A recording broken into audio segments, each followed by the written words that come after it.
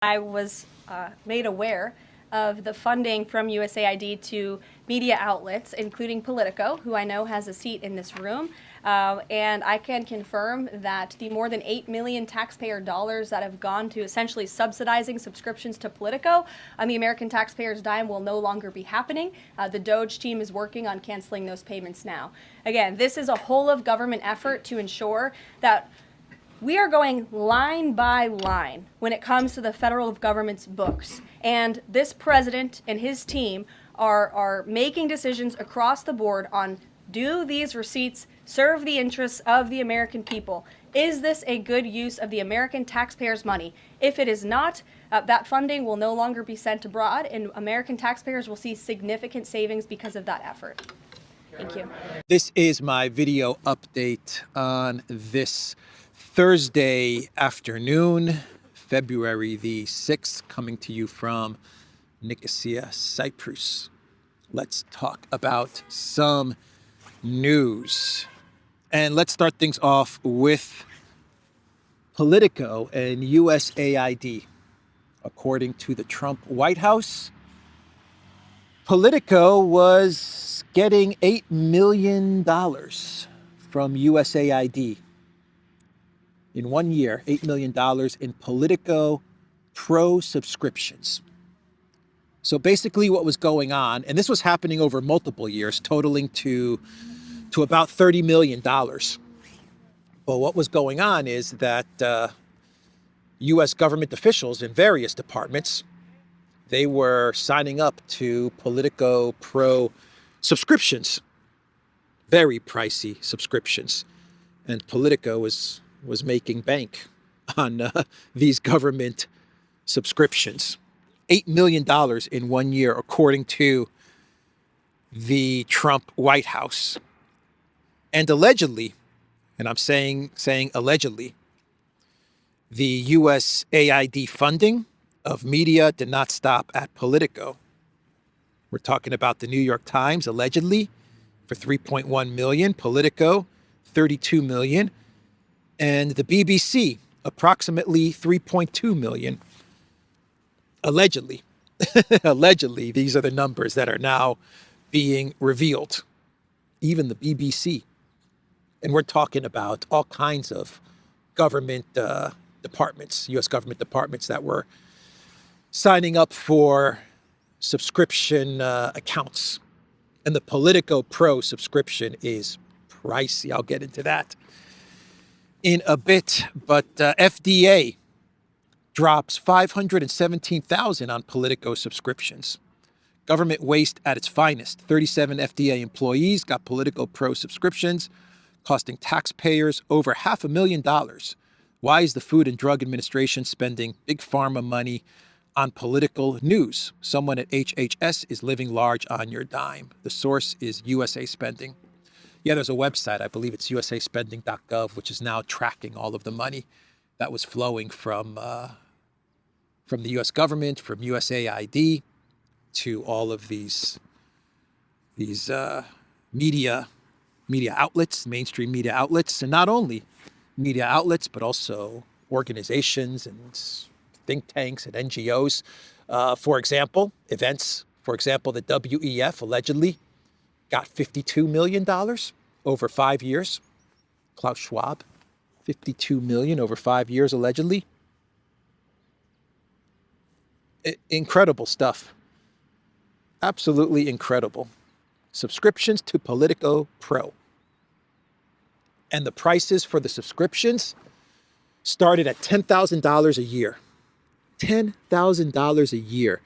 I've read some posts, some reports which say the price for subscriptions for Politico Pro, some of them were costing $12,000 a year. And then I was watching Jesse Waters from Fox News, and he claimed, and I think I heard this correctly, he claimed that some Politico Pro subscriptions were totaling $76,000 a year. I don't know if that's true or accurate, but I believe that's what he said. Either way, $10,000 a year for a news subscription. What kind of news are you getting, man? $10,000 a year for Politico Pro. And we're getting reports now which claim that that both USAID and the CIA were behind the impeachment of Trump in 2019. So they were running articles to try and get Trump impeached. They were behind all of those articles. Politico was behind I think they were the first outlet that was behind pushing the Hunter laptop 51 intel agents, it's Russian disinformation story. Is that not, is that not election meddling? I don't know. It seems to me like Politico is election meddling. You're getting this money from the U.S. government or from USAID, and you're running fake news about 51 intel agents and a Hunter Biden laptop as being Russian disinformation, which had an effect on the election. The stuff that's coming out is incredible, and I can't verify all of this stuff. But you're getting posts talking about Chelsea Clinton casually taking home $84 million. I don't know if this is true. I have no clue. There's some sort of flow chart here. But Musk posted wow to this claim. So Musk is saying wow at Doge. You're getting reports saying that NAFO is quiet because there might have been some sort of connection with all of this money that was just flowing everywhere to all kinds of crazy stuff. How much of a budget did USAID have? 40 billion? Man. Oh man. Yeah, the US in debt to the tune of 35 trillion. We're starting to get a better understanding why the US has such a debt. We have these crazy stories, which I don't know if this stuff is true. I'll throw it out there, but I want to say that this could be fake. Absolutely could be fake, of Hollywood actors who traveled to meet the Green Goblin, and they were getting paid by USAID, and we're talking big name actors, and we're talking big time money. This could be disinformation. Ben Stiller, I can throw his name out there because he has posted on X that these stories about getting funded by USAID to meet with the Green Goblin is fake news. Let me pull up his post on X. These are lies coming from Russian media. I completely self-funded my humanitarian trip to Ukraine. There was no funding from USAID and certainly no payments of any kind. 100% false. So Ben Stiller, who's one of the names that's floating out there, being funded by USAID to meet with the Green Goblin, he's posted on X that it's false, 100% fake. He self-funded his humanitarian trip to Ukraine, and he says this is Russian disinformation. I just have one comment to make on Ben Stiller's post. Why do you say it's Russian disinformation? Maybe it's not Russian disinformation. Actually, I would suggest that it's definitely not Russian disinformation. Maybe it's Western three-letter agency disinformation, and they're putting this stuff out there about Hollywood actors getting paid to meet with the Green Goblin because they want to muddy the water, right? With all of the news that's coming out about the money that's been flowing to all of these crazy projects, including Project Ukraine. They want to now throw out some disinformation, say that it's Russian disinformation, so they can confuse things. They can put some confusion out there. So I would actually say it's not Russian disinformation. These types of posts, if this stuff is fake, then I would say this is probably originating from Western three-letter agencies. This is the stuff that they like to do. They like to do this stuff. So then the media can come out and say, well, all of these payments that's floating around on X, it's all Russian disinformation. This is their type of tactic.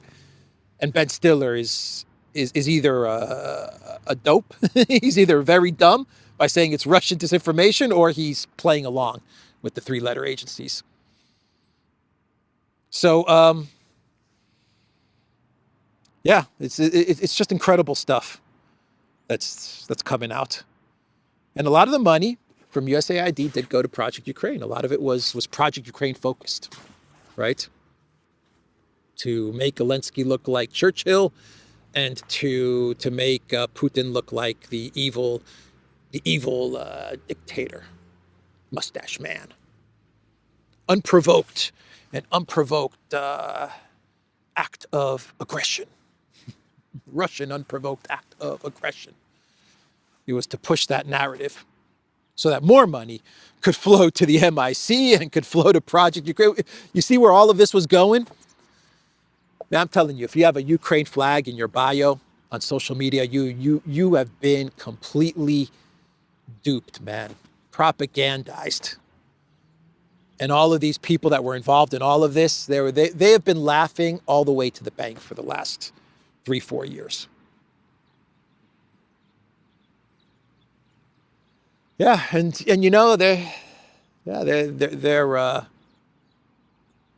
were making the money off of USAID. They were pushing so much disinformation on Project Ukraine. The Ukraine media companies are imploding. Politico is saying that they can't pay their salaries. They put out a statement and they're saying that the payment of salaries will be delayed. But they were making all the money from USAID, man. So they could put out disinformation and keep the war going and escalate the conflict in Ukraine. This channel has received three YouTube warnings, 2 strikes, and what else? And demonetized for 6 months. That's what's happened to this channel. So much easier. It's so much easier if you decide to report their narrative. And the money, the revenue is just right there. Bam. Here you go.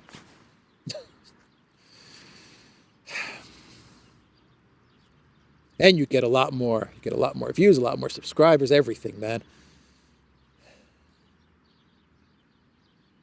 Yeah, this channel's been pummeled by YouTube over the years.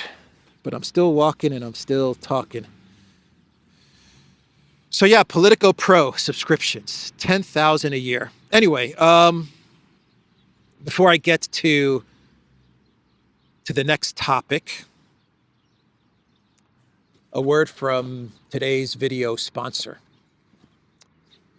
So if you're looking for a news source, for a breaking news source that will keep you ahead of the game, then today's video sponsor has a solution for you. And today's video sponsor is ALEX Pro. ALEX Pro, what's that, you ask? Well, ALEX Pro is a news service, a subscription news service that will give you breaking, cutting-edge news that you will not find anywhere else, delivered to your mobile phone via the ALEX Pro app, or delivered to your email inbox. ALEX Pro, it's breaking news. It's news that you will not find anywhere else. And we have a special offer for everyone that is watching this video today. A 1-year subscription to ALEX Pro for $50,000 a year. That's right. Only $50,000 a year. And you can get ALEX Pro. We're talking special walk and talk videos with super special double secret probation breaking news that you will not get anywhere else. You will be months ahead of everybody else when it comes to what's going to happen in the world if you subscribe to ALEX Pro. And today, a one-time special offer for everyone that's watching the video, $50,000 a year. That's it. That's a cup of coffee, couple thousand cups of coffee, but still, it's nothing. It's nothing. $50,000 per year subscription, and you can get ALEX Pro. Anyway, back to the video. So let's move on to the next topic. The next topic is Project Ukraine. And we are getting reports from Bloomberg that Kellogg, the Ukraine special envoy, will be presenting Trump's peace plan, peace plan, Podolyak, at the Munich Security Conference, which is taking place on February 14th to February 16th. That's right. This is according to Bloomberg. So, this is Bloomberg. It's not the most reliable of sources, but this is what they are reporting. February 14th to the 16th, the Munich Security Conference. Kellogg will be attending. And according to Bloomberg, the U.S. set to unveil Trump plan to end three-year war in Ukraine. The plan to be presented at high-stakes Munich Security Conference. Trump's special envoy to Russia and Ukraine is running point. Interesting that they're saying the Munich Security Conference, because it was at the Munich Security Conference in 2022 where Russia said, okay, we are going to green light the special military operation, given everything we've seen at the Munich Security Conference. That was the Munich Security Conference where Zelensky, who at the time was still wearing a suit and tie, he was running around Munich with Kamala Harris and Annalena and Olaf Scholz, Pirate Scholz, he wasn't a pirate back then, and Ursula von der Leyen. And they were running around Munich talking about, Zelensky was talking about Ukraine getting nukes and Ukraine entering NATO, and no one in Europe said, well, maybe Zelensky should not be saying these things at this security conference. Maybe we should pull Zelensky to the side and maybe call a press conference and say, no, Ukraine, Zelensky, stop saying you're going to get nukes. And to the media that's here at Munich, as the Vice President of the United States, Kamala Harris, I'm here to tell you that Ukraine will never, ever, ever get nuclear weapons. That's a policy of the Biden administration. That's a longstanding policy of the U.S. government. Maybe something like that should have been said, but something like that was not said. And so Russia saw all of this that was taking place at Munich. And 2 weeks later, we got this special military operation. But the Collective West leaders at Munich, they were intoxicated with the idea, intoxicated with Zelensky number 5. Zelensky number 5 was not released back then, but they were intoxicated with the idea of a conflict with Russia. Absolutely. They were looking forward to the sanctions against Russia, which they thought would lead to the downfall of the Putin administration, which would then lead to the breakup of the Russian Federation. And can you imagine all the money that they were making from Ukraine over the past decade, since Maidan and even before Maidan? Can you imagine all the money that USAID and all of these people would be making from a broken up, controlled Russia? They were very excited about it. And so they let Zelensky run around Munich and talk about NATO and nukes, knowing full well that this would provoke a Russian response. And then the big sanctions would kick in. So anyway, Kellogg, according to Bloomberg, is going to present the Trump plan. And according to Bloomberg, the plan, they're saying that they're hinting that it's going to be about a conflict freeze along the current front lines. It's going to involve Ukraine security guarantees. It's going to dangle to the Russians' elections, Ukraine elections. And it's going to have a component where Trump tells Ukraine, for security guarantees and protection, I want rare earth minerals. This is what Bloomberg is saying about the plan. Let me read you from Bloomberg. Elements include potentially freezing the conflict and leaving territory occupied by Russian forces in limbo while providing Ukraine with security guarantees to ensure that Moscow can't strike again. Kellogg has signaled that the U.S. would like to see elections held in Ukraine after a ceasefire, while Trump has indicated that access to critical minerals in return for U.S. support could be part of a settlement. The retired general on Wednesday confirmed plans to attend the Munich gathering. The U.S. president has also threatened Moscow with massive sanctions if it doesn't engage in talks. Yeah, Bloomberg says this is a peace through strength plan. Peace through strength. Peace through strength, Podolyak. Peace through strength. Peace through strength. How I despise that, that mantra, that saying, peace through strength. I don't like it. I don't like it at all. But that's just my opinion. Anyway, they say it's going to be a peace through strength plan that Trump is going to present. And actually, Bloomberg, they're reporting that Kellogg is going to travel to Kiev, and then he's going to travel to various European cities. They don't say if Kellogg's going to travel to Kiev before Munich or after Munich, but they do say that he is planning a trip this month to Kiev and to various European capitals. They didn't say anything about Kellogg traveling to Russia. And they also say that that the Green Goblin is going to be making a trip after Munich to various Gulf states, which I find interesting because one of the components, it has been reported that one of the ideas from Trump's peace through strength strategy, actually Kellogg has said this and Trump has said this, is crashing the oil price so that Russia is forced to agree to whatever terms Trump presents. And so I find it interesting that Zelensky will be traveling to various Gulf nations. Maybe he's going to travel to Gulf nations in order to further along this peace plan, to convince them to go along with crashing the oil price so that Russia is forced to agree to Trump's plan. I don't know. They throw it in there.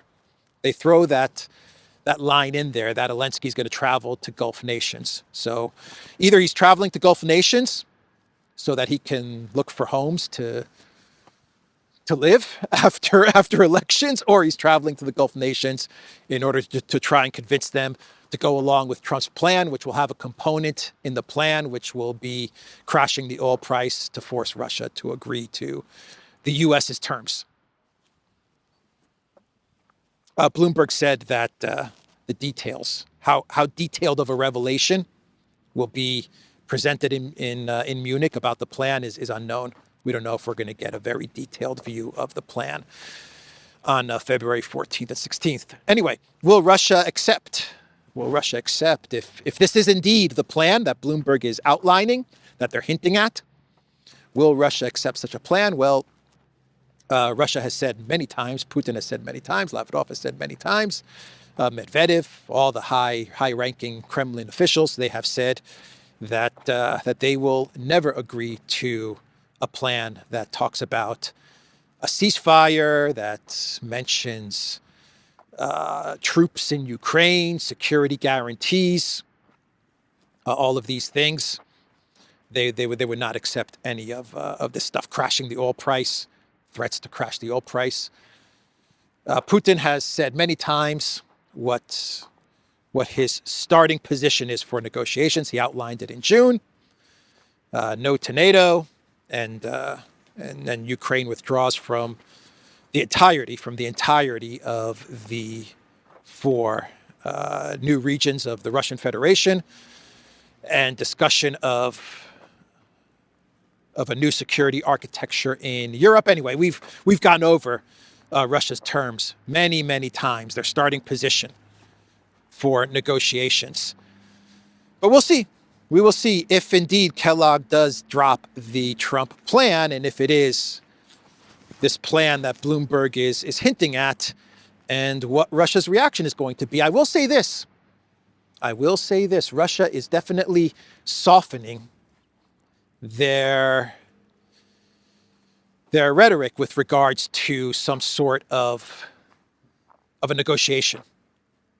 They are softening their position. That's how it seems. That's how it looks. Yesterday, I talked about how there has been no communication between the Trump White House and Kremlin officials, and Peskov said as much. Well, we then had After I did my video, we then had a statement from Peskov saying that communications with the U.S. is intensifying. Presidential spokesman Dmitry Peskov has acknowledged increased signals from Washington since the U.S. administration took office. Engagement with Washington has increased since Trump's inauguration as U.S. president, Kremlin spokesman Dmitry Peskov told a media briefing on Wednesday. There are contacts between certain departments, he noted. Despite the concerns, Peskov said Russia remains open to negotiations, adding that as Russian forces continue to gain territory, it is in Kiev's interest to agree to talks sooner rather than later. Now Peskov is saying that there are talks between Russia and the United States, between certain departments. Between certain departments is what Peskov said. Russia is softening. They are softening a lot to negotiations. That's how it looks. That's the trajectory of things. Lavrov yesterday praised Trump, or the other day, I'm not sure when he gave this speech, a couple of days ago, he praised Trump. He said Moscow welcomes Trump's words about the mistake of drawing Ukraine into NATO. For the first time, a Western leader, not just a Western leader, but the leader of the United States, the leader of the entire Western world, has said these words. So the reason I say this is to just prepare everybody that if we do get a deal that's similar to what Bloomberg is talking about, there might be a possibility that Russia agrees to the deal or to some of it. I don't know. I'm just throwing it out there because we are getting a softening on Russia's position over the past couple of days. I don't know. Maybe Medvedev will come out with a harder line position today or tomorrow to kind of balance things out. Hard to tell. Maybe the Kremlin will come out with a statement and they will say that our negotiating position, as outlined by Russian President Vladimir Putin in June of 2024, still holds. Maybe we'll get a statement like that. But over the past couple of days, we have seen a bit of a softening. Anyway, we will see what will happen. We will see in the next less than 10 days if Bloomberg's reporting is indeed true. Let's do an update now on the Panama Canal. So we were getting statements from the U.S. State Department that U.S. vessels will pass through the canal free of charge. They will pay nothing to pass through the Panama Canal. And this was picked up by everybody. Everybody picked this up, and they said that this was a huge win for the Trump administration, a huge win for the U.S. State Department, for Marco Rubio. U.S. vessels will get charged nothing to pass through the Panama Canal. Well, the Panama Canal Authority, they have issued a statement denying the claims, the reporting from the U.S. State Department. Let me read you what they have said. Announcement. In response to a publication released by the United States Department of State, the Panama Canal Authority, which is authorized to set tolls and other fees for transiting the canal, reports that it has not made any adjustments to them. The Panama Canal Authority, as it has indicated, is fully prepared to engage in dialogue with relevant United States officials regarding the transit of U.S. warships. Panama, February 5th, 2025. That is the official statement from the Panama Canal Authority. I don't know what's going on here. I don't understand how the U.S. State Department can come out and say that their ships are going to transit free through the Panama Canal, and then the Panama Canal Authority immediately comes out with a statement and says, this is fake news. We never agreed to such a thing. Something weird is going on. All right, let's move on now to an update on Trump's Gaza Riviera of the Middle East statement. As I said in my video update yesterday, this was a huge mistake, a train wreck of a statement and a train wreck of a press conference from the U.S. president. And sure enough, we are now getting his White House staff in damage control mode. That's right. They are now coming out with statements saying that Trump did not mean what he said. That wasn't what he was talking about when he made those statements. He was actually wanting to say this and that and da-da-da-da-da, and they're running damage control. There are actually reports which claim that Jared Kushner was behind the statement that Trump read. As I was saying in my video update yesterday, this was not Trump winging it. He was not ad-libbing, kind of throwing ideas out there when he was talking about the Riviera of the Middle East and the U.S. taking over Gaza and the U.S. boots on the ground in Gaza and annexing Gaza. That was not Trump just saying stuff like he usually does, balloon testing ideas and stuff like that. He was reading a pre-prepared statement, and there are reports that this statement was actually drafted, was written up by Jared Kushner. But we have Leavitt, the White House spokeswoman, coming out with a statement saying that there are going to be no boots on the ground in Gaza, and no U.S. taxpayer money is going to go to reconstructing Gaza. We have Waltz, the NSA, saying that Trump, that wasn't what Trump meant when he was making these statements. He's just thinking out of the box with new ideas. And even Pete Hegseth, the new defense secretary, said at the moment we're not even talking about U.S. boots on the ground in the Middle East. Let me read you what Leavitt said. Trump has not committed to sending troops to Gaza, says press secretary. It's been made very clear to the president that the United States needs to be involved in this rebuilding effort to ensure stability in the region for all people, Leavitt said at Wednesday's White House press briefing. This does not mean boots on the ground in Gaza. That does not mean American taxpayers will be funding this effort. She added that Trump is committed to temporarily relocating those who are still in Gaza. Temporarily relocating those. This is an out-of-the-box idea, Leavitt said. That's who President Trump is. His goal is lasting peace in the Middle East for all people in the region. It's an out-of-the-box idea. That's the damage control narrative that they're now running with. It was just an out-of-the-box thinking idea. Yeah, the statement did a lot of damage. It did a lot of damage. The entire world was shocked with what Trump said. Even Keir Starmer, even the UK and Keir Starmer had to break with the United States and Trump on this one. They said that this Riviera plan is outrageous. British Prime Minister said Palestinians must be allowed home to rebuild. Even Keir Starmer in the UK did not agree with, did not go along with Trump on this one. That says a lot. That absolutely speaks volumes. But Trump, with those statements, he created an opening for the people that are going after him. You're now starting to get calls for impeaching him because of what he said. He played into the narrative. He fell into the trap, played into the narrative that he's just a real estate tycoon him and his buddies and his oligarch buddies, and they're just looking to buy up property and build casinos. He completely fell into that. His own doing and his own team's doing. They completely fell into that, and now they've given all of his enemies easy ammo to go after him.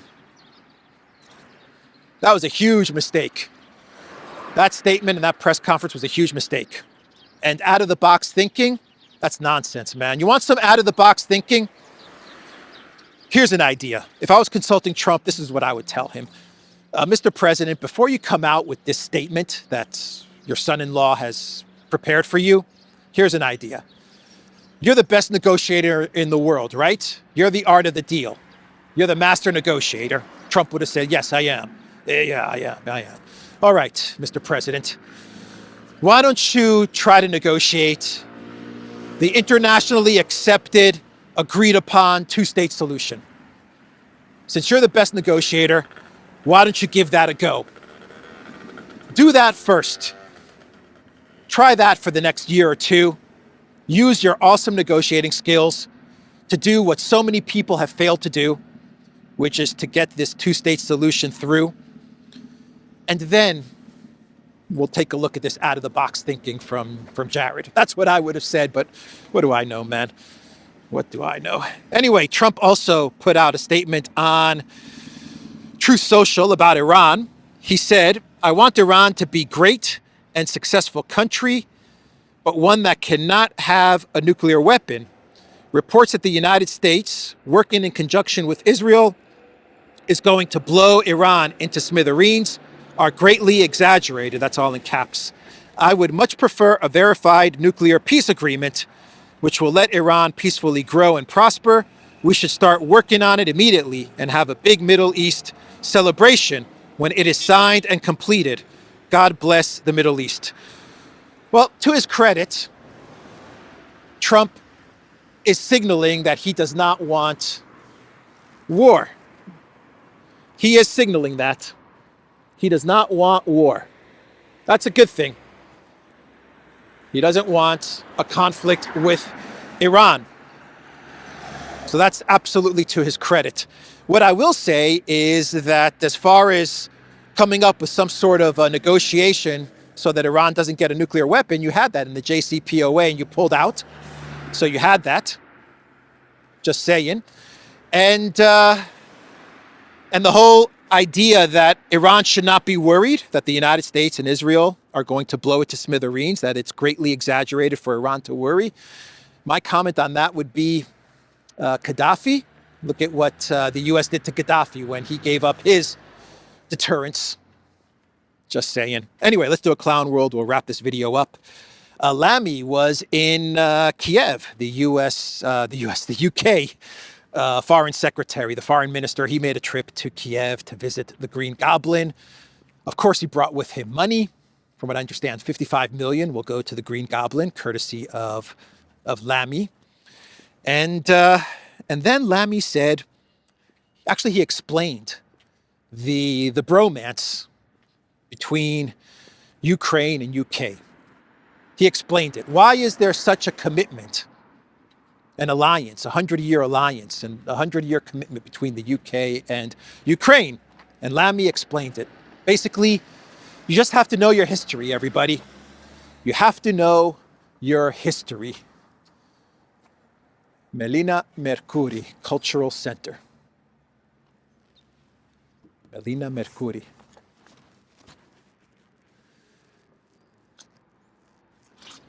So, what's the history? Well, according to Lamy, the real story of Ukraine and the UK, thousands of years ago, Kiev princesses married British princes. Our partnership is hundreds and thousands of years old. Oh boy, there it is, everybody. The princes and the princesses that would marry between the UK and Ukraine, and that's why you have this alliance, this partnership that will last for another 100 years, because it goes back 1,000 years, the friendship between Ukraine and the UK. Because according to Lamy, some princesses and UK princes, they would get married. They would get married. As long as it takes. As long as it takes. We're with you for as long as it takes. Anyway, let's go in here. That's Lamy in Kiev. That's the video, theduran.locals.com.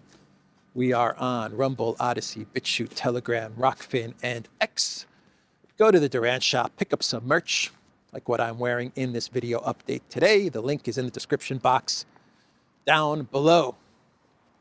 Take care.